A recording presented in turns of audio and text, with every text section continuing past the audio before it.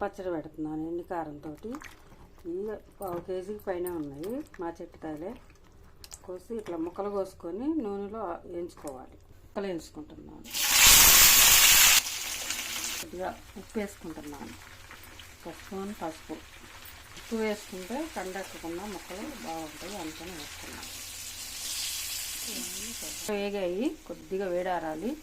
కొంచెం మగ్గుతీవి. ఎల్లిపాయలు కచ్చపచ్చగా తొక్కి వేస్తున్నాను. స్పూన్లు ఉప్పు వేసుకుంటున్నా.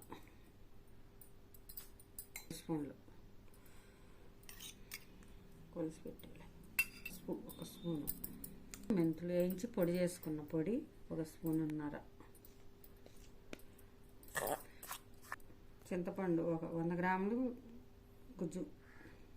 పండుని పిసికి ఉడకబెట్టుకొని ఆపుకొని వేసుకోవాలి. ఇట్లా వేసుకుంటున్నాను. కలుపుకోవాలి.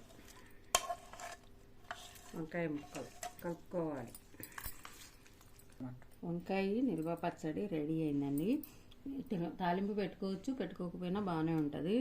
నెల రోజుల వరకు నిల్వ ఉంటుంది. జాడీలో పెట్టుకొని చక్కగా తింటే.